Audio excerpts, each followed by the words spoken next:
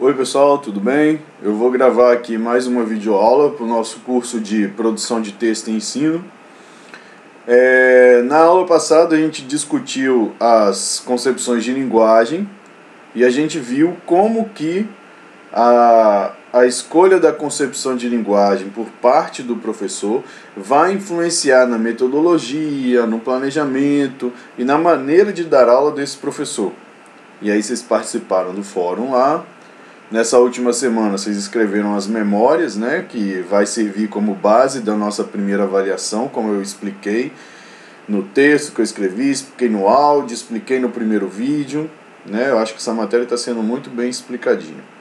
Antes de gravar o vídeo, eu queria dizer uma coisa, que eu estou acompanhando os fóruns, os trabalhos que vocês estão fazendo, e alguém colocou lá no fórum dizendo que a última aula durou 1h06, se eu não me engano, né? E dizendo que que a aula estava muito grande, se gravar vídeos de 15 a 20 minutos se aprende mais, né? Uma coisa que eu tenho para dizer é que eu não sou blogueirinho, eu não estou gravando vídeo para ensinar tutorial de como fazer maquiagem ou de como fazer uma receita. Não, eu estou aqui gravando aulas, né? Aulas para um curso de letras. Então uma aula que se preste, ela vai ter pelo menos 45 minutos. Não sei quanto tempo vai dar essa aula de hoje, mas provavelmente menos que isso não vai ter. E aí o recado que eu dou é que vai da cabeça de cada um. Ninguém aqui é obrigado a assistir a videoaula. É só um material mais de apoio para vocês mesmos, para junto com a leitura do texto que vocês têm que fazer, eu faço algumas observações sobre o que nós vamos falar essa semana. Beleza? Era esse recado que eu queria começar dando. Então essa semana a gente vai falar sobre um assunto muito importante para o resto do curso todo, que é a definição do que é gênero textual. E depois, quando a gente for estudar o ensino de produção de texto, vocês vão ver que como ter entendido essa noção de gênero textual é fundamental para você continuar o estudo na disciplina e para você conseguir se converter num bom professor quando você for atuar na sala de aula. Então o gênero textual, para nós que somos professores de língua portuguesa, ele é tudo, ele é fundamental, ele é a base da nossa aula. Quando a gente for estudar os documentos oficiais, quando a gente for estudar o que fazer e o que não fazer em sala de aula, vocês vão ver como que essa questão do gênero vai estar permeando isso aí o tempo todo. Então o tema da aula de hoje é, como eu já tinha explicado no primeiro vídeo, é gêneros textuais, o que são e para que servem, né? Então aqui, ó, deixa eu trocar a tela aqui, isso aí, deixa eu aparecer aqui no cantinho, melhor, né? Assim fica melhor. A aula de hoje foi baseada nesse texto, Gêneros Textuais, Definição e Funcionalidade, do professor Marcuski, né? O professor Marcuski morreu o ano passado ou ano retrasado, se eu não me engano. Ele era professor da Universidade Federal de Pernambuco e é um grande estudioso do gênero, do texto, da linguística textual, tem muita produção, né? Esse texto que a gente vai ler está nesse livro aqui. Deixa eu me aumentar aqui pro livro aparecer. Errei de novo, é aqui.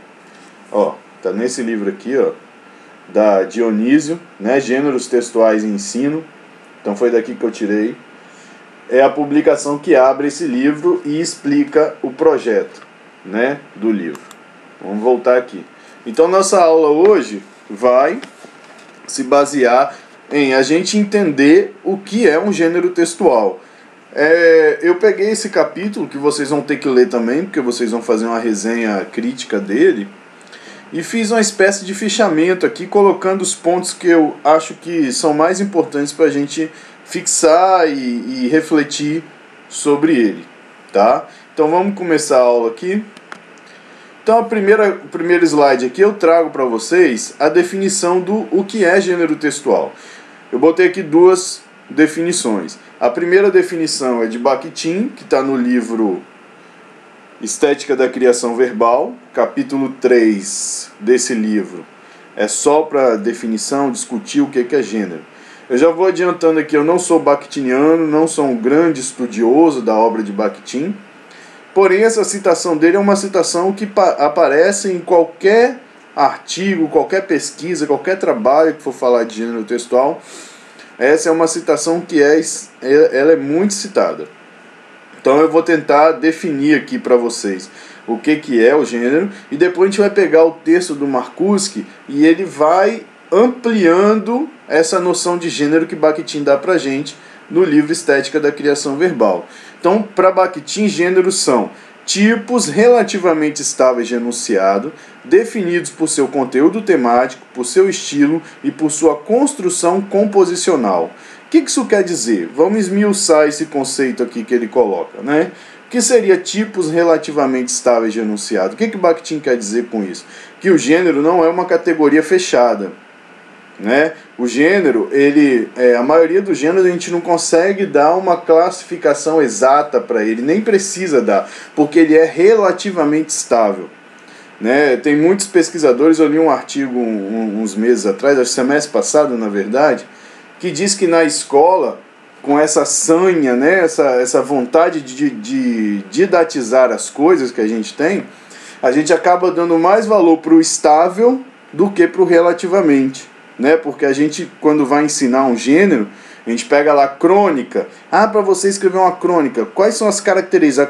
A crônica tem que ter isso, isso e isso. A gente passa uma lista para o aluno de coisas, por exemplo, que o gênero crônica tem que ter, e diz para o aluno que se não for daquele jeito, não é uma crônica. E a teoria do gênero e o que a gente vai estudar hoje vai dizer para a gente que não é bem assim. Por quê? Porque a gente tem que observar também essa questão do relativamente. Esse relativamente, essa relativa estabilidade vem dizer para a gente que o gênero ele é uma categoria plástica, ela é uma categoria mutável, não é uma coisa fechada, dura, rígida. Tá? A gente tem que já, desde esse primeiro momento aqui, a gente tem que começar a abrir a cabeça para isso. O gênero não é uma coisa hermética, fechada. Não, ele pode ser plástico, mexível, né? A gente pode variar esse conteúdo do gênero.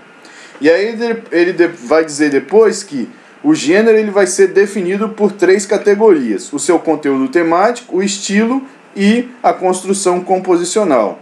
O conteúdo temático é o tema, é o assunto que é gerador do gênero. O que isso quer dizer? No nosso dia a dia, no nosso cotidiano, temas que são recorrentes, cada tema desse vai ter uma espécie de gênero diferente para ele ser dialogado, tratado na sociedade, né? Então são os temas, os assuntos que a gente tem que abordar que definem os gêneros que a gente vai usar para se comunicar. O estilo é uma associação que a gente faz para a identidade do interlocutor. O que isso quer dizer? É o meu jeito de escrever, é o meu jeito de manifestar o meu discurso, é o meu estilo de construir determinado gênero. E a construção composicional é a forma, é a maneira linguística que esse discurso, que esse gênero vai se manifestar na sociedade. Então, para Bakhtin, para a gente ter um gênero, a gente precisa desses 3 elementos: o conteúdo temático, o estilo e a construção composicional. Essa é a definição de gênero de Bakhtin. Marcuse, ele vai, nesse capítulo que a gente leu, o artigo que vocês estão lendo aí, ele também dá uma definição de gênero que é muito semelhante à de Bakhtin. O Marcuse fala que gêneros são textos materializados que encontramos em nossa vida diária e que apresentam características sociocomunicativas definidas por conteúdos, propriedades, estilos e composição característica. Então, o Marcuse ele pega essa mesma fala tradicional de Bakhtin e ele dá uma ampliada, né? O que seria, por exemplo, textos materializados? A partir do momento que eu tenho o discurso aqui na minha cabeça e que eu manifesto esse discurso em texto, pode ser ele escrito ou falado, eu estou materializando o meu discurso. Então, o texto materializado é o discurso que eu crio quando eu pronuncio, quando eu ponho isso para fora de alguma forma. Então aí eu tenho um texto materializado, né? E aí que vai ter características sociocomunicativas definidas por quem? Pelo que eu já expliquei, o conteúdo, a propriedade, o estilo e a composição desse gênero. Então o gênero é mais ou menos isso a partir dessas definições. A partir de agora a gente vai ampliando isso aí, tá? Então, por exemplo, Os gêneros textuais, agora a gente já vai trabalhar com o artigo em si. São todas citações do artigo que eu tirei e coloquei aí. Os gêneros textuais são fenômenos históricos profundamente vinculados à vida cultural e social, que contribuem para ordenar e estabilizar as atividades comunicativas cotidianas. O que isso quer dizer? Marcuse diz para a gente que nós somente conseguimos viver em sociedade. Nós somente, porque ele fala, ordenar e estabilizar as atividades comunicativas. A gente só consegue viver em sociedade, a gente só se comunica porque existem os gêneros. O gênero textual, o gênero discursivo, que eu não vou entrar nessa discussão, ele é a nossa ferramenta básica de comunicação. A gente só consegue interagir e se comunicar com o outro via algum gênero textual. Então já coloquem isso na cabeça de vocês. O gênero textual é a nossa ferramenta básica de comunicação. É ele que ordena e estabiliza as nossas atividades comunicativas que a gente precisa, o tempo inteiro a gente precisa se comunicar. Então o tempo inteiro eu uso o gênero textual. E eles vão surgir a partir das necessidades e atividades socioculturais, bem como na relação com as inovações tecnológicas. Isso a gente vai ver mais daqui a pouco, mas completando o que eu acabei de dizer. As nossas necessidades de comunicação, elas vão variando de acordo com a esfera comunicativa que eu estou inserido, né, com o lugar de fala que eu ocupo, com o tempo. As nossas necessidades comunicativas, elas vão mudando. E a partir dessa mudança, dessas nossas necessidades socioculturais, os gêneros também vão sofrendo mudanças. Porque quem determina a criação, a existência, a extinção de algum gênero, somos nós, sociedade. São as nossas necessidades que vão fazer o gênero aparecer ou desaparecer. Tá? Então aí o capítulo traz um desenho que eu achei interessante da evolução histórica dos gêneros textuais. Né? Então ele bota aí 4 fases do gênero. Primeiro, quando a gente tinha uma cultura essencialmente oral, foi desenvolvido nessa época um número limitado de gêneros. Era uma sociedade que era ágrafa, não tinha escrita, não tinha um código escrito. Era uma sociedade só oral. Então a gente tinha um gênero limitado, um número limitado de gêneros. E aí no século 7 a.C., segundo Marcuse, vem a invenção da escrita alfabética. E aí o número de gêneros, a partir da escrita, começam a se ampliar. Isso é até uma coisa lógica. No século XV, lá com Gutenberg, tem o surgimento da imprensa, né? Criar a máquina lá, a prensa, para poder fazer jornais, panfletos, manifestos. A partir daí, que eu pego esse código escrito e eu consigo multiplicá-lo em textos escritos, eu vou expandir esse número esses gêneros que eu já tinha. Eu vou criar novos gêneros. Tá vendo como que as demandas da sociedade vão fazendo aumentar o número de gêneros textuais. E hoje, nessa fase de cultura eletrônica que a gente tem, né, com acesso a essa tecnologia que a gente tem, tablet, celular, TV, rádio, internet, computador, a gente tem uma explosão de gêneros, que tem gêneros por aí que a gente nem conseguiu definir ainda praticamente, né? E essa evolução histórica aqui é um exemplo claro do que eu acabei de dizer, que as necessidades da sociedade que vai fazendo surgir os gêneros textuais. É o nosso modo de viver em sociedade que dita a existência ou não e a criação ou não de novos gêneros. Então entende-se que os gêneros textuais surgem, situam-se e integram-se funcionalmente nas culturas em que se desenvolve. Acabei de explicar isso.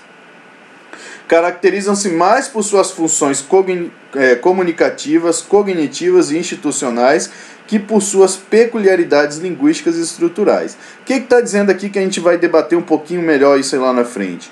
Não é a forma, a caixinha, que define o gênero. Não é lá porque eu tenho local e data, vocativo, texto e despedida, que aquilo eu vou dizer que é o gênero carta. Não. O que define o gênero é principalmente a função comunicativa. O que é a função comunicativa? Eu preciso desse gênero para quê? Que espécie de comunicação que eu tenho que fazer, que eu vou buscar determinado gênero que se encaixa para eu poder cumprir essa minha necessidade comunicativa. É a minha necessidade de comunicação que define o gênero. Então, se eu preciso só mandar um recado, eu tenho um gênero específico. Agora, se eu estou no meu trabalho e eu preciso dar uma ordem, eu tenho um outro gênero específico. Se eu sou professor e eu preciso ensinar uma coisa para os meus alunos, eu tenho um gênero específico para isso. Então, é a minha necessidade comunicativa que busca o gênero adequado, e esse é um processo que a gente faz cognitivamente, sem ter que ficar pensando muito, agora eu preciso dar uma aula, qual gênero eu vou usar? Não é assim que funciona. A coisa vem automaticamente, porque nessa sociedade letrada que a gente vive, a gente já vai aprendendo isso cotidianamente. E essa é uma das funções da escola que a gente já discutiu na aula passada. Ampliar a competência comunicativa dos alunos. E é a partir do ensino de gêneros textuais diversificados na escola que a gente ajuda o aluno a ampliar, a desenvolver essa sua competência comunicativa. Tá? Então, já bota isso na cabeça também. Não é a forma que vai definir o gênero. O que vai definir o gênero é a sua função comunicativa. Eu preciso falar o que e qual gênero que eu vou usar a partir disso. Então, nos últimos 2 séculos, foram as novas tecnologias que propiciaram o surgimento de novos gêneros textuais. Como a gente viu lá naquele histórico, né? A partir do momento do surgimento de tecnologias, os gêneros vão também ampliando e surgindo mais. Então, por exemplo, a escrita, se a gente pensar bem, a escrita é uma tecnologia. Né? Os professores que estudam letramento, eles dizem até que a alfabetização por si só, ela já é uma tecnologia. Então, a partir do momento que a gente vai expandindo essas tecnologias na sociedade, novos gêneros vão surgindo, vão brotando. Brotando não é uma palavra boa para gênero, porque gênero é uma construção, ele não é uma coisa natural, imanente. A gente constrói ele, a sociedade constrói. Gênero é trabalho. Então, vão surgindo de acordo com o nosso trabalho aí. Só que o Marcuski fala que não foi a tecnologia em si que criou esses novos gêneros, mas a intensidade de uso dessas tecnologias e as suas interferências nas nossas atividades comunicativas diárias. Não foi o surgimento do computador em si, por exemplo, que surgiu o e-mail. O e-mail surgiu a partir do nosso manuseio do computador e da nossa, enquanto sociedade, da nossa necessidade de comunicação de uma maneira mais ágil. Então aí que surge o gênero e-mail, por exemplo. Tá? Então não foi a tecnologia que criou o gênero, foi a interação da sociedade, a interação do ser humano com essa tecnologia que faz surgir esses novos gêneros. Então, esses novos gêneros não são inovações absolutas, pois sua criação está ancorada em outros gêneros já existentes. E isso é o que Bakhtin chama, que está aqui, de transmutação. O que é a transmutação? É a assimilação de um gênero por outro, gerando novos. Então, eu acabei de falar do e-mail. O e-mail é um bom exemplo. O e-mail é uma transmutação da carta pessoal, que a gente escrevia, ia no correio, aí surgiu o computador, a tecnologia, que eu posso sentar aqui, escrever rapidinho e enviar essa minha mensagem para outra pessoa eletronicamente. Então o e-mail, ele assimila o gênero carta e a gente criou um novo gênero. Né? Por exemplo, aqui, o que eu estou fazendo agora é uma videoaula. Também é um outro gênero que surge englobando o gênero aula por meio da tecnologia. Então, esses gêneros, eles não são, o que está dizendo aqui, inovações absolutas. Eles são sempre ancorados em gêneros existentes. E aí, a partir dessa ancoragem, esses gêneros eles podem coexistir. Por exemplo, a videoaula vai coexistir com a aula tradicional que a gente conhece, sala de aula. Como também esse surgimento desse novo gênero pode alijar, né, deixar de lado esse gênero anterior. Eu acho que, por exemplo, o telégrafo, que era usado antes, eu acho que a carta pessoal fez com que acabasse o uso. Eu estou quase dizendo que o e-mail enterrou a carta pessoal. Eu não vou afirmar isso com 100% de certeza, que pode ser que ainda exista gente que escreva cartas, né? Mas que caiu muito o uso de carta, de escrever lá no correio, a partir do uso desses meios eletrônicos de comunicação, isso é verdade. Então eles podem estar coexistindo, como também o e-mail, o WhatsApp, né, o Message, essas novas formas de comunicação, o Skype, estão enterrando a carta pessoal, estão enterrando o telefonema, que é um outro gênero também, né? Para que eu vou pegar um telefone se eu posso ligar meu Skype e conversar gratuitamente, sem pagar nada, lógico, né? Com uma pessoa que está a milhões de quilômetros. Milhões de quilômetros, acho que eu exagerei um pouco. Mas está muito distante de mim, né? Então, um gênero vai assimilando, virando um gênero novo e coexistindo ou enterrando o outro. E isso é o que Bakhtin chamou de transmutação. Então, esses gêneros que emergem no último século, no contexto das mais diversas mídias, criam formas comunicativas próprias com certo hibridismo. Daqui a pouco, lá na frente, aqui na apresentação mesmo, a gente vai ver exemplo de textos híbridos, tá? Que desafia as relações entre oralidade e escrita e inviabiliza, de forma definitiva, a velha visão dicotômica ainda presente em muitos manuais de ensino. Né? O que seria essa visão dicotômica? De é assim ou não é assim? A carta, para ser carta, é assim, assim, assim, assim. E-mail é assim, tem que ter isso, isso e isso. Isso cai por terra. Não pode ser assim, não pode ser fechado. O ensino do gênero não pode ser fechado desse jeito. Porque esses novos gêneros, é o que está dizendo aqui, ó, eles permitem a integração entre vários tipos de semiose, signos verbais, sons, imagens e formas de movimento, né? Isso aqui é o que os estudos de multiletramento, isso está de vermelho aqui, né? Estão chamando não de texto híbrido, mas de texto multimodal, que ele tem várias modalidades para compor um gênero. Um exemplo de texto, por exemplo, o meme é um gênero multimodal. Tem um gênero que é muito interessante, que a gente tem que começar a explorar isso na escola agora, que é o remix. O que é o remix? O remix é a montagem a partir de vários modais de gêneros, né? O remix é uma espécie de hipertexto que a gente fala, são esses textos de internet.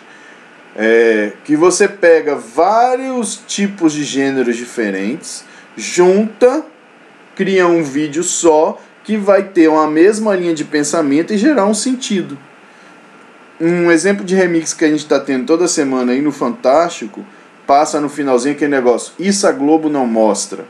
Isso a Globo não mostra, aquele vídeo que tem ali, é um exemplo de remix. Que você tem lá vídeo de notícia, você tem o gênero notícia, você tem o gênero meme, você tem... Eles pegam vários gêneros diferentes, juntam e criam um texto único, que passa pra gente todo domingo, chamando de isso a Globo não mostra. Isso é um exemplo de gênero multimodal, de gênero híbrido, que a teoria do gênero está dizendo aqui. O multiletramento trabalha muito com essa questão dos gêneros multimodais, né? Vamos para frente aqui. Então a linguagem dos novos gêneros torna-se cada vez mais plástica. Eu marquei de vermelho ali e já expliquei para vocês o que seria esse plástico. Seria mais ou menos uma coisa maleável, que não é fechado dentro de uma caixinha. Ele é plástico, ele é maleável. Eu posso mexer, ele não é categorizado, não é uma coisa só, né? E aí o livro traz formas de determinar um gênero. Eu botei determinar entre aspas para a gente tirar da cabeça essa ideia de classificação, né? Então esse ABC aí também tem a ver lá com o que Bakhtin diz de estilo, construção composicional, conteúdo temático, tem a ver com isso. Então, como é que eu posso determinar um gênero? Através do seu aspecto sociocomunicativo e funcional.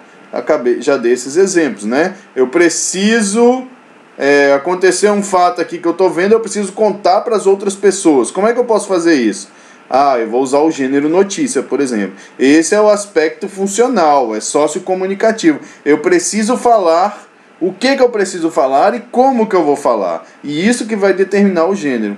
Os aspectos formais, né, que são estruturais ou linguísticos. Aí sim é essa categorização que a gente tem. Então uma notícia tem que ter lá manchete, subtítulo, lead, corpo da notícia, foto, legenda. Essa é a estrutura, é o aspecto formal da notícia. Mas que não tem que ser exatamente desse jeito para que eu chame o texto de notícia.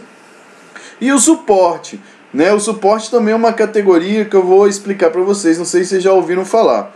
O suporte é o lugar por excelência de circulação do gênero. O que eu quero dizer com isso? Por exemplo, eu acabei de falar da notícia. A notícia tem um suporte por excelência. Qual é o suporte por excelência da notícia? O jornal. Esse jornal pode ser o jornal escrito que a gente compra na banca. Hoje em dia pode ser o jornal online que está na internet. Então esse que é o suporte. O suporte é o lugar onde a gente publica, onde a gente expõe, onde a gente circula o gênero. Né? Então, propaganda. Qual é o suporte da propaganda? Pode ser uma revista, pode ser um outdoor, pode ser a TV. Né? Aí o texto dá um exemplo interessante do artigo científico, vocês vão ler lá. Que como que o suporte é importante.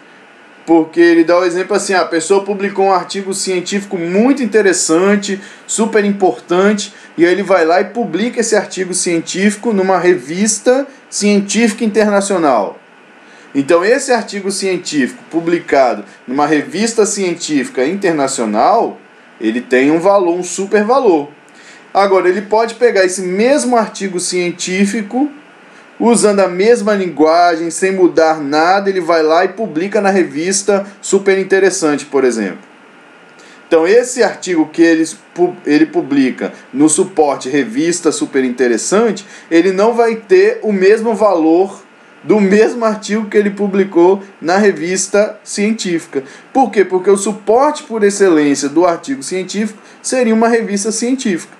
Então, o suporte determina até mesmo o valor desse gênero, né? Quanto que ele vale, quanto que ele quer dizer, qual a credibilidade desse gênero. No caso desse exemplo que o Markuski traz, que eu até botei ali na apresentação para eu lembrar de falar, que eu achei uma forma interessante da gente entender a importância do suporte. Então, todo gênero tem o seu suporte por excelência, ou os seus suportes, vamos botar no plural. Né, que pode ter mais de um, igual a notícia eu falei, pode ser no jornal, mas a notícia também aparece na revista, por exemplo, né?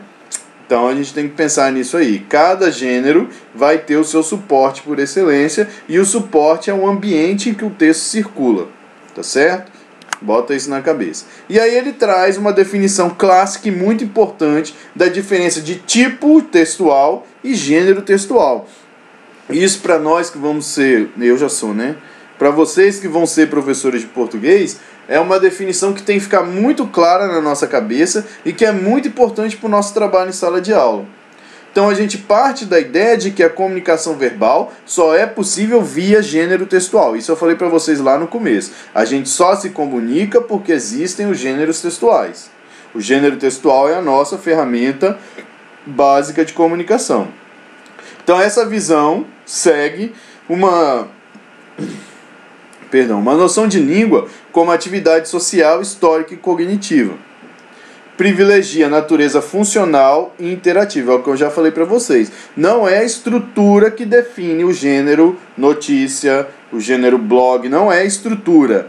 É a natureza funcional e interativa. É o porquê que eu tenho que usar essa ferramenta gênero para me comunicar. Qual vai ser a função? O que eu quero comunicar? É isso que define o gênero, não a estrutura. Os gêneros textuais se constituem como ações sociodiscursivas, eu marquei de vermelho que eu acho muito bonito, para agir sobre o mundo e dizer o mundo. Para agir sobre o mundo, ou seja, para eu estar em contato com o mundo, com a sociedade que me cerca, eu dependo do gênero textual. Lembra que a gente falou na aula passada de concepções de linguagem, que linguagem é ação? E essa ação só se faz por meio do gênero textual. Porque só com o gênero textual que eu consigo agir e dizer o mundo, né? Comunicar, passar para os outros o que me cerca.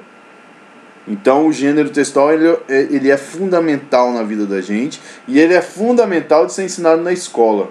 Coisa que os professores vem ignorando. E isso, lendo lá as memórias de vocês, para mim ficou bem claro, que foi bem parecido com o que eu vivi na escola, né? Eu não estudei gêneros textuais na escola.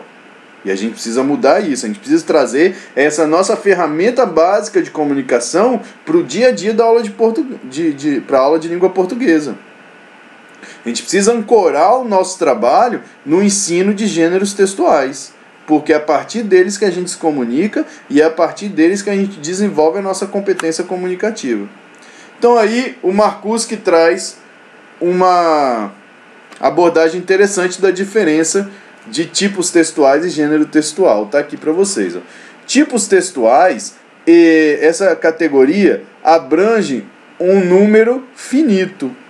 São só esses 5 aqui. Ó. Nós temos o tipo narrativo, o tipo descritivo, o tipo argumentativo, o tipo injuntivo e o tipo explicativo. São só esses 5 que são os tipos textuais.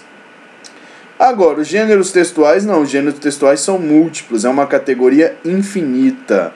Porque nós temos vários gêneros, mas nós vamos continuar criando gêneros diferentes. Nós não vamos parar. Então, o gênero textual é uma categoria infinita de textos, né? Então, nós temos aqui alguns exemplos. Ó, conto de fadas, contos de humor, narrativa de aventura, piada, carta pessoal, lista de compra, carta do leitor, artigo de opinião, artigo científico, reportagem, notícia de jornal, horóscopo, receita, outdoor, narrativa de suspense, conversa telefônica, resenha, charge, cartoon, crônica, história em quadrinho, memorando, ata de reunião, e-mail, postagem de Facebook e por aí vai. A gente vai criando o remix que eu acabei de falar, o mashup, o meme, a fanfic e por aí a gente vai criando gênero de acordo com a nossa necessidade, né? Então os gêneros textuais eles são uma categoria infinita. Já os tipos textuais não, eles são finitos, são só esses 5. E os gêneros textuais, eles vão, como é que eu vou dizer isso? O tipo textual, ele estrutura o gênero textual.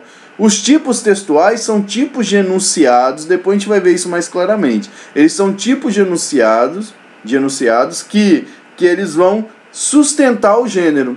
Então, por exemplo, a partir do o tipo narrativo, se eu estou fazendo um conto de fadas, por exemplo, né? Vou contar a história da Chapeuzinho Vermelho. Para eu contar essa história da Chapeuzinho Vermelho, os enunciados que eu uso no meu texto, eles são tipos textuais. Então eu vou usar um tipo narrativo, eu vou usar um tipo descritivo para dizer como é que é a floresta, ou como é a casa da vovó, né? Eu vou usar um tipo injuntivo. Deixa eu explicar aqui, porque esses nomes aqui todos a gente está acostumado, né? Mas o tipo textual injuntivo, o que é? O injuntivo são aqueles textos de prescrição que te ensina alguma coisa. Por exemplo, uma receita. O gênero receita, ele tem dentro dele a predominância do tipo injuntivo. São aqueles enunciados que usam muito imperativo, que estão te dando ordem, estão te ensinando alguma coisa. Então, por exemplo, receita, um manual de instrução, uma bula de remédio. Todos esses gêneros fazem uso do tipo injuntivo, mas fazem uso de outros tipos também. Tá? Então, dentro de um mesmo gênero textual, a gente vai ter vários tipos textuais se conectando para fazer o todo do texto. Isso vai ficar claro daqui a pouco com o exemplo que Marcuski dá. Mas a primeira coisa que a gente põe na cabeça agora, qual a diferença de tipo e gênero textual? O tipo textual são tipos de enunciados e é uma categoria finita, nós só temos 5: narrativo, descritivo, argumentativo, injuntivo e explicativo. Os gêneros textuais não, eles são uma categoria infinita que surgem de acordo com as nossas necessidades comunicativas, tá? Então aí o Marcuski, isso aqui ficou meio tortinho, mas foi uma foto que eu tirei do artigo. Ele faz essa tabelinha aqui para explicar direitinho a diferença de gênero e tipo. Vamos ler aqui o que ele coloca. Ó. Vamos ler 1 e 1, 2 e 2. Olha só. Tipo textual para Marcuski. Construtos teóricos definidos por propriedades linguísticas intrínsecas. Então, o tipo textual, ele tem muito a ver com a forma, com o linguístico, com o escrito, são enunciados. Já os gêneros textuais são realizações linguísticas concretas definidas por propriedades sociocomunicativas. Então, o gênero textual ele vai se apropriar de determinados tipos textuais para ele se realizar, tá? Os tipos textuais, o 2, constituem sequências linguísticas ou sequências de enunciados no interior dos gêneros e não são textos empíricos. O que é empírico? O empírico é o que vem da experiência, do nosso dia a dia, nossa aprendizagem a partir da observação do cotidiano, por exemplo. É o empírico, que é o contrário de epistemológico. O epistemológico vem da ciência, o que a gente subtrai, o que a gente aprende a partir da ciência. O empírico não. O empírico é muito parecido com o senso comum. É o que a gente aprende aí no nosso cotidiano. Então, os tipos textuais, eles são sequências linguísticas. Depois, no exemplo da carta que tem aqui na frente, vai ficar bem mais claro para vocês. Já os gêneros textuais, eles constituem textos empiricamente realizados, cumprindo funções em situações comunicativas. Né? Então, o gênero textual, ele já é empírico, ele vem da nossa experiência, ele vem das nossas observações, dos discursos que eu consigo criar a partir do que eu vivi, do que eu li, do que eu experienciei. 3. Tipo textual. Sua nomeação abrange um conjunto limitado de categorias, que foi o que eu já acabei de falar, que vão ser determinados por seus aspectos lexicais, sintáticos, relações lógicas, tempo verbal. Então a gente vai ver lá, no artigo tem uma tabela, que eu vou mostrar para vocês mais na frente, que ela fala bem assim, para ser uma narração tem que ter o verbo assim, tem que usar tal classe gramatical. Então o tipo textual, ele é determinado por aspectos lexicais, sintáticos, relações lógicas, pelo tempo verbal que é utilizado. Já o gênero não. Sua nomeação abrange um conjunto aberto e praticamente ilimitado de designações concretas determinadas pelo canal, pelo estilo, pelo conteúdo, pela composição e pela função. Que esse 3 aqui foi o que eu expliquei para vocês lá no primeiro slide. E o 4. Os tipos textuais são designações teóricas dos tipos: narração, argumentação, descrição, injunção e exposição. Já os gêneros textuais é o slide que a gente acabou de ver. É uma categoria infinita. Você vai ter telefonema, sermão, carta comercial, carta pessoal, romance, bilhete, aula expositiva, reunião de condomínio, horóscopo, receita, bula, lista de compra, cardápio e aí vai. Então essa é uma diferenciação básica de tipo e gênero textual. E aí o Marcuse traz para a gente um outro conceito importante, que é o conceito de domínio discursivo.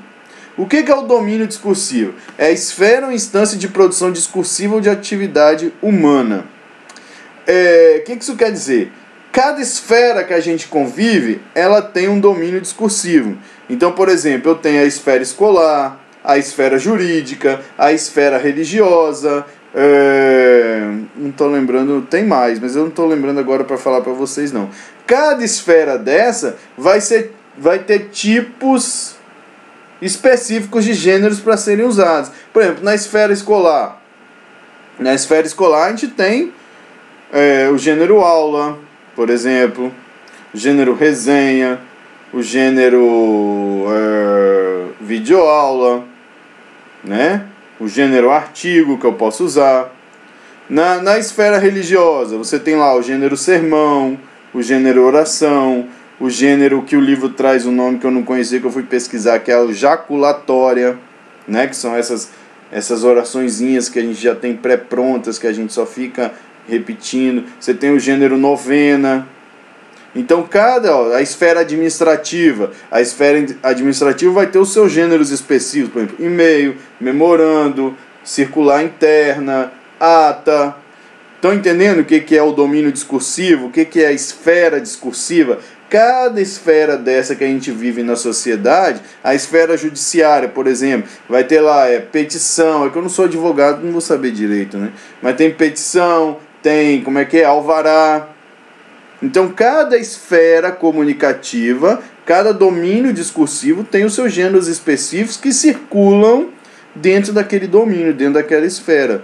Então, esses domínios não são textos nem discursos, mas propiciam o surgimento de discursos bastante específicos. Tinha escrito aqui, eu sonsando, querendo lembrar aqui.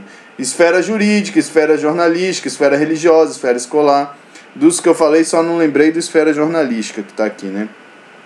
A esfera jornalística também tem seus gêneros específicos, né? Notícia, reportagem, charge, horóscopo, não sei, Tem vários, né? Então, cada esfera dessa, cada domínio discursivo desse, cada esfera comunicativa dessa, vai ter os seus gêneros específicos.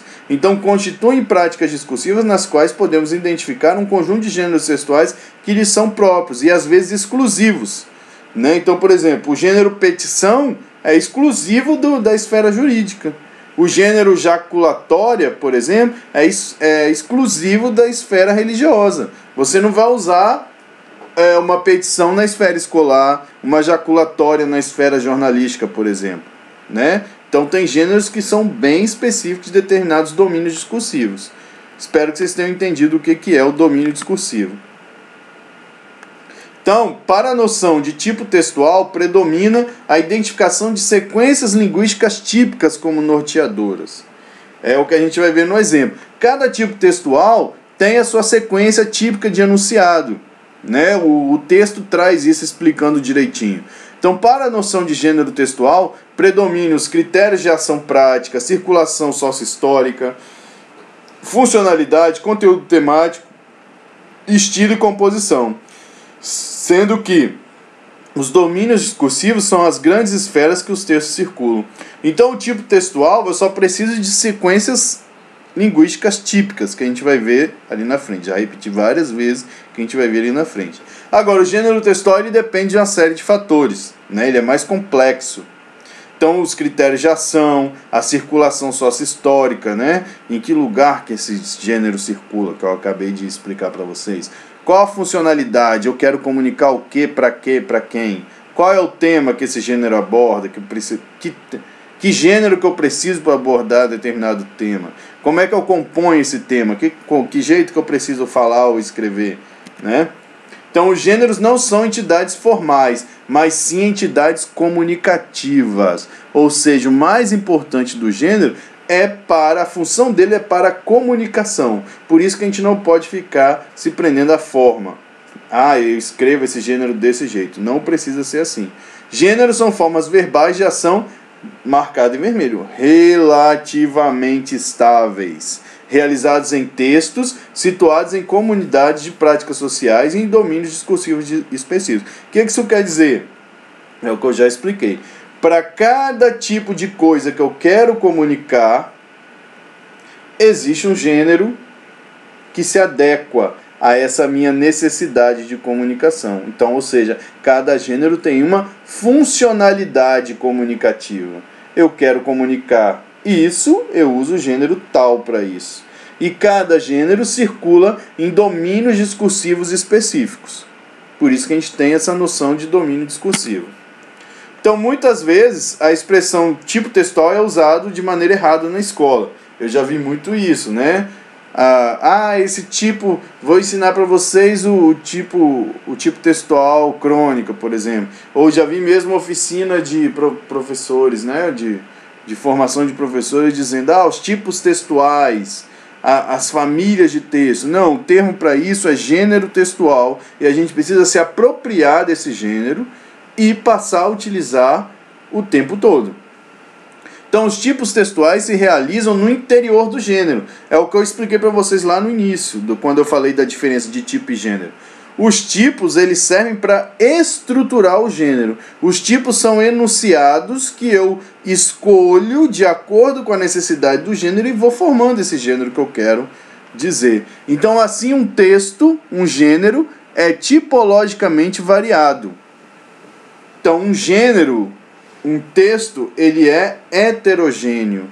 Eu vou ter vários tipos textuais se abraçando, se conectando ali dentro para poder formar um gênero textual. Aí aqui vem um exemplo que está na página do livro aqui, do artigo, está na página 24, 25 e 26, em que o Marcuse pegou, não sei se foi ele que pegou, não, ele pegou alguém que fez, né? Que é uma carta pessoal. A pessoa pegou e dividiu essa carta mostrando os enunciados específicos de cada tipo textual. Eu lembro quando eu estava terminando a graduação, isso em 2002, uma amiga minha fez a monografia dela em cima dessa proposta aqui.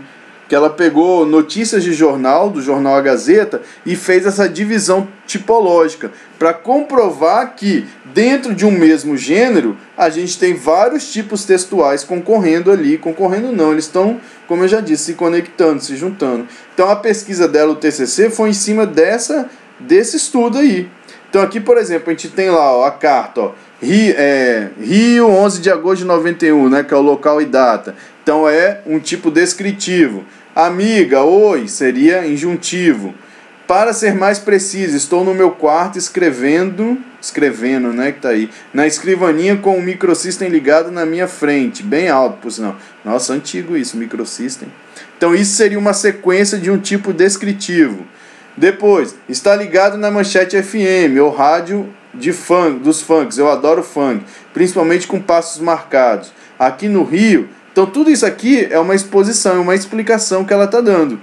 Dentro do gênero carta, ela usa o tipo textual exposição para poder fazer o corpo dessa carta aí. Depois vem uma narração, ó. Ontem mesmo eu fui e cheguei quase 4 horas da madrugada. Aqui ela conta, ela narra. Então aqui você tem o tipo textual narração dentro do gênero carta. Por isso que fala que o gênero, né, o que está na nossa esquerda aqui, desculpa, o que está na nossa direita é o gênero carta. O que está na nossa esquerda são os tipos textuais que compõem essa carta, são os enunciados que eu escolho para compor a minha carta.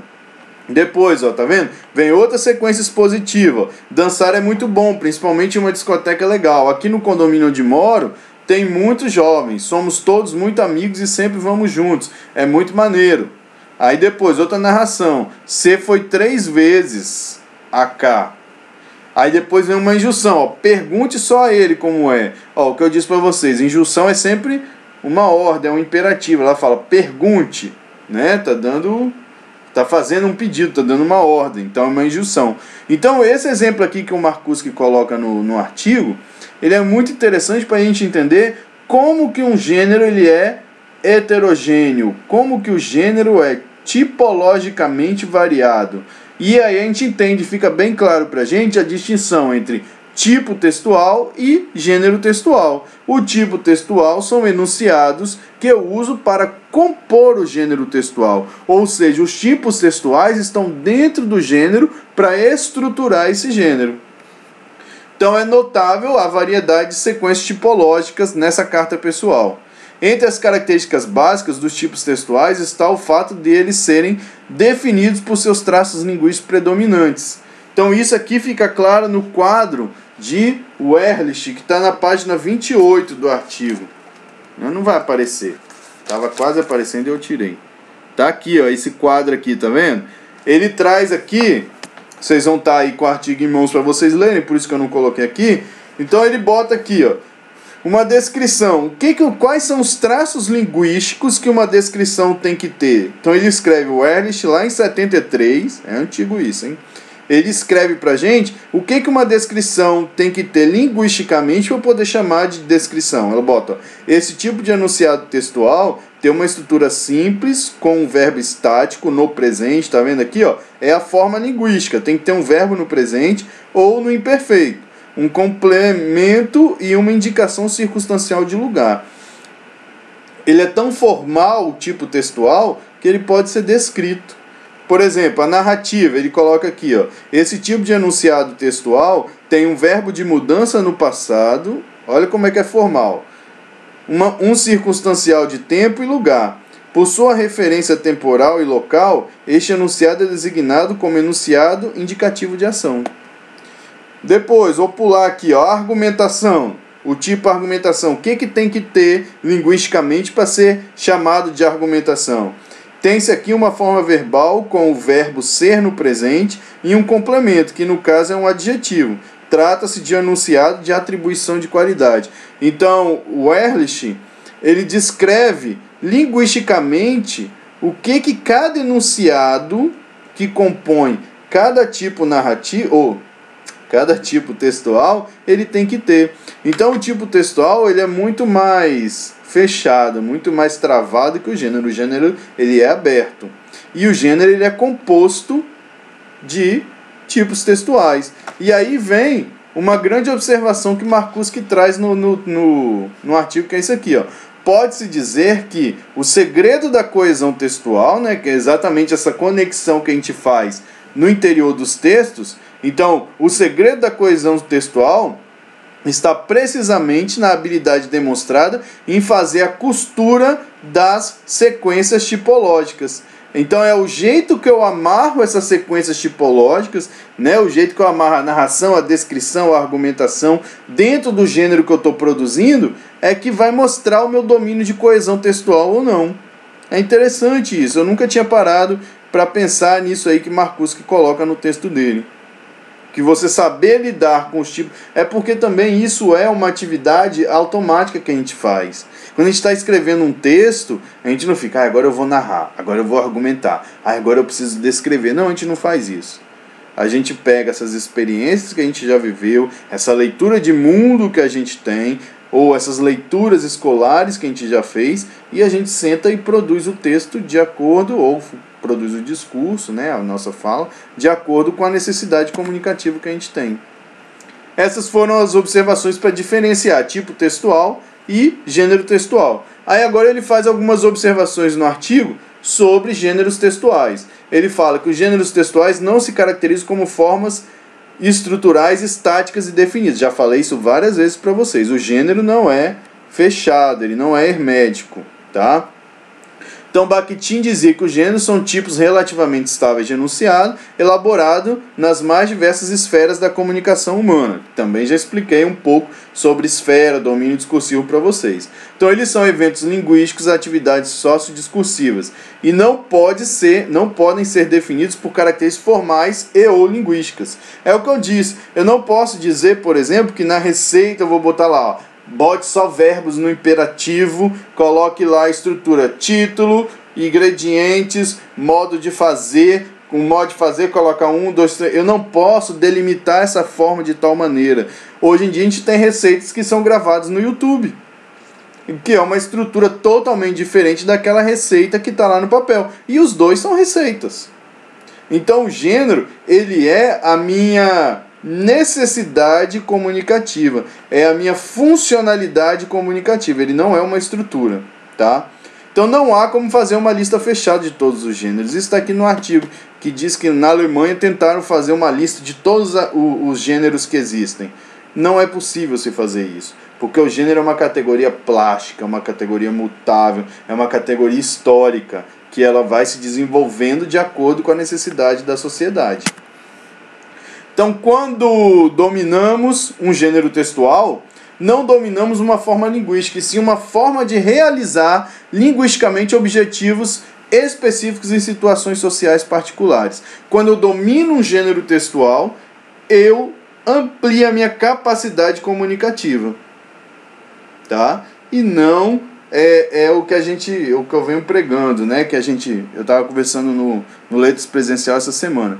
Que eu não preciso ensinar gramática para garantir que o aluno fale ou escreva bem ou de maneira adequada. Não é isso que faz você escrever bem ou falar bem, né? É a sua necessidade de comunicar aliado à sua competência comunicativa que vai mostrar se você consegue desenvolver bons textos ou falar de maneira adequada, né? E aí o Broncar, tá lá, o Marcuski cita o Broncar, que é um outro estudioso de texto muito importante, que ele fala assim, ó, a apropriação dos gêneros é um mecanismo fundamental de socialização, de inserção prática nas atividades comunicativas humanas. É o que eu disse no começo da aula. A gente só se comunica porque existem os gêneros textuais. Os gêneros textuais são a nossa ferramenta básica de comunicação. Por isso que Broncar está falando aí, que é um mecanismo fundamental de socialização. A gente só vive em sociedade porque existem gêneros textuais. Então, os gêneros são artefatos culturais construídos historicamente pelo ser humano, não são entidades naturais. O gênero não é como uma árvore, um vento que passa, que brota. Não, o gênero é um construto. A gente constrói em sociedade. A gente constrói o gênero de acordo com as nossas necessidades de comunicação. A partir do momento que a sociedade vai se desenvolvendo, como a gente viu lá no início da aula, os gêneros também vão se desenvolvendo, porque o gênero está conectado às necessidades da sociedade. Então o gênero pode não ter determinada propriedade e ainda continuar sendo aquele gênero, né? E aí um exemplo que ele dá, uma carta lá, você escreve uma carta, sua necessidade de mandar uma mensagem para alguém, vamos supor que você fosse usar a carta. Se você deixa de colocar lá local e data, que é uma característica da estrutura da carta, da estrutura formal da carta, se você não põe lá Vila Velha, 13 de fevereiro, já é 14, já é meia-noite, 14 de março de 2019. Se eu não boto isso, mas eu vou lá e boto: oi fulano, como você está? Aqui está tudo bem, né? Meu pai foi ao médico hoje, aconteceu tal coisa. Se a minha intenção comunicativa é realizada dentro daquele gênero, esse gênero continua sendo uma carta, mesmo sem o local e data. Vocês conseguem entender isso? Né? Então, se eu escrevo uma notícia e nessa notícia falta uma manchete, por exemplo, eu não coloquei a manchete, mas eu estou comunicando um fato cotidiano que aconteceu aqui na frente da minha casa, essa notícia não vai deixar de ser uma notícia. Então, a partir desses estudos do gênero, a gente começa a ver que a forma tem que ficar em segundo plano. E na escola a gente tem essa necessidade de didatizar o gênero focando na forma. Então você, quando for dar aula, deixa um pouco a forma do texto de lado e concentra mais no conteúdo. Em que o aluno tem que dizer, para quem ele vai dizer, como ele vai dizer aquilo. Então a necessidade, a situação comunicativa, ela é muito mais importante que a forma na hora que a gente vai ensinar ou utilizar um gênero textual. E aí o que a gente disse lá na frente, que o gênero ele pode ser híbrido. A gente vai ter, às vezes vai ter um gênero que a gente olha ali e fala, esse é o gênero tal. Mas quando a gente olha o conteúdo é um outro gênero. Eu vou mostrar um exemplo aqui que o artigo traz um exemplo de um editorial do jornal A Folha de São Paulo, que tem a sua característica, né? Um Novo Josias de Souza. É um editorial do jornal que vem em forma de poema. Então isso aqui é um gênero na função de outro. Eu tenho o gênero editorial na função de poema. Porque o jeito que ele... Olha aí no artigo que vocês vão ver. Um Novo Josias de Souza. Ele pega o poema lá de Drummond e Agora José e narra o que ele queria dizer no editorial usando a estrutura do poema, né? Então os gêneros são, em última análise, reflexos e estruturas sociais recorrentes tipos de cada cultura. Já expliquei, a nossa sociedade desenvolve os gêneros de acordo com a necessidade dela. Se a gente avança nos gêneros também. Então a variação cultural deve trazer consequências significativas para a variação do gênero. Isso ficou claro lá naquele quadro histórico do gênero que a gente fez, né? Quando não tinha língua escrita, depois quando criou a língua escrita, surgiu alguns gêneros, depois veio a imprensa, surgiu mais gêneros, e agora veio a tecnologia e está fazendo surgir mais gêneros. Então a nossa variação cultural, ela influencia diretamente na variação dos gêneros. E aqui eu coloquei, além do exemplo que está no artigo, 2 exemplos de textos híbridos, né? Esse aqui é um poema tirado, é o título do poema de Manuel Bandeira. O poema já diz, o título já diz. Poema tirado de uma notícia de jornal, já deixa claro que é híbrido. Você tem a estrutura de um poema, mas lá dentro é uma notícia. O conteúdo é uma notícia, por isso que ele é híbrido. É um gênero na função de outro. Então, João Gostoso era carregador de feira livre e morava no Morro da Babilônia, num barracão sem número. Uma noite ele chegou no bar 20 de novembro, bebeu, cantou, dançou, depois se atirou na Lagoa Rodrigo de Freitas e morreu afogado. Então, se você olhar bem isso aqui, o conteúdo é uma notícia. É o gênero, a intenção comunicativa e é uma notícia, mas a forma, a estrutura é de um poema. Isso é um exemplo de um gênero híbrido. Esse outro exemplo aqui caiu no Enem de um ano aí, né? Que você tem aqui uma propaganda, o gênero propaganda, mas o conteúdo é uma carta. Senhor prefeito, junte-se a nós na luta contra a dengue, a sua participação é fundamental. Aí vem a carta. A dengue é um dos grandes desafios que enfrentamos na área da saúde no Brasil, mas felizmente é possível controlá-la para isso e por aí vai. Então aqui eu tenho um gênero híbrido, que é uma propaganda, mas que o conteúdo dela é uma carta. Eu também tive uma amiga na graduação que a ideia que a professora deu para ela foi estudar esse gênero híbrido, né? Textos que têm uma estrutura, uma forma, mas o seu conteúdo manifesta um outro gênero. Isso acontece muito. Na publicidade, então, isso acontece o tempo inteiro. Isso aqui é mais para a gente tirar essa ideia de que o gênero é uma caixinha fechada. Ele não é, tá? E aí, concluindo, para a gente terminar a aula, então, o trabalho com gêneros textuais é uma extraordinária oportunidade de se lidar com a língua em seus mais diversos usos autênticos no dia a dia.